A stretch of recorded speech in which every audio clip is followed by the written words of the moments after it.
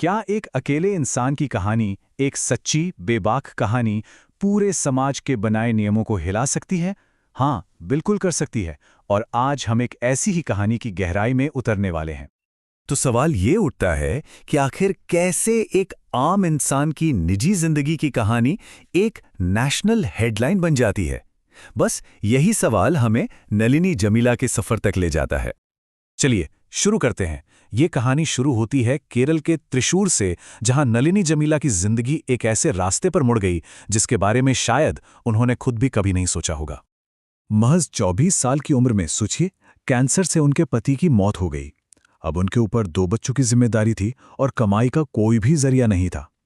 ये वो पल था, वो मजबूरी थी जिसने उन्हें एक बहुत ही मुश्किल रास्ते पर लाके खड़ा कर दिया। और यहां से जो शुरू हुआ वो एक बहुत ही कड़वी हकीकत थी। उन्हें सेक्स वर्क में लाया गया और विडंबना तो देखिए, उनका पहला क्लाइंट एक सीनियर पुलिस अफसर था। और फिर क्या, अगली ही सुबह पुलिस ने उन्हें गिरफ्तार किया और पीटा भी। मतलब शुरुआत ही इतनी भयानक और क्रूर थी। लेकिन इतनी मुश्किलों के बावजूद नलिनी ने चुप रहने से इनकार कर दिया। उन्होंने फैसला किया कि वो अपनी कहानी दुनिया को बताएंगी, और ये एक ऐसा फैसला था जिसने सचमुच सब कुछ बदल कर रख दिया। साल था 2005, जब उनकी किताब पब्लिश हुई, एक सेक्स वर्कर की आत्मकथा। और इस किताब ने आते ही अपने होम स्टेट केरल में एक जबरदस्त बहस छेड़ दी। और इसका जो असर हुआ वो सच में हैरान करने वाला था। सिर्फ पहले 100 दिनों में इसकी 13,000 कॉपीज बिक गईं। ये एक बहुत बहुत बड़ी सफलता थी जिसकी किसी ने उम्मीद नहीं की थी। इस चार्ट को देखिए, 3 महीने से जरा ज्यादा वक्त में किताब के 6 एडिशन छापने पड़ गए। इससे साफ पता चलता है कि लोगों में इस कहानी को जानने की कितनी बेचैनी थी। ये सिर्फ एक किताब की बिक्री के आंकड़े नहीं थे, ये इस बात का सबूत था कि समाज उस आवाज को सुनना चाहता था जिसे हमेशा दबाया गया था। और ये कहानी सिर्फ केरल में ही नहीं रुकी। मलयालम में लिखी गई इस किताब को पहले इंग्लिश में, फिर फ्रेंच में और फिर गुजराती, बंगाली और तमिल जैसी भाषाओं में भी ट्रांसलेट किया गया। मतलब उनकी आवाज अब सरहदें पार कर रही थी। अब जाहिर सी बात है, जब कोई कहानी इतनी सच्ची और बेबाक हो तो विवाद तो होना ही था। तो जहां एक तरफ उन्हें शोहरत मिली, वहीं दूसरी तरफ उन्हें जबरदस्त आलोचना का भी सामना करना पड़ा। और ये आलोचना, मजे की बात है कि 2 अलग-अलग खेमों से आई।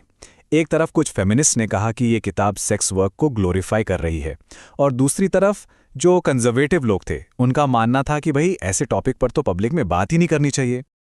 देखिए, इस किताब ने सिर्फ बिक्री के रिकॉर्ड ही नहीं तोड़े।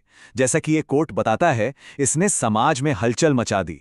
केरल में बड़ी बड़ी बहसें छिड़ गईं, विवाद हुए और इसने समाज को आईना दिखाया।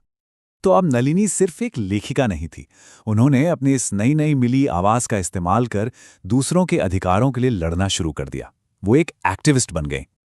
उन्होंने sex workers forum of Kerala, जिसे SWF भी कहते हैं, को ज्वाइन किया और उसकी कोऑर्डिनेटर बनी।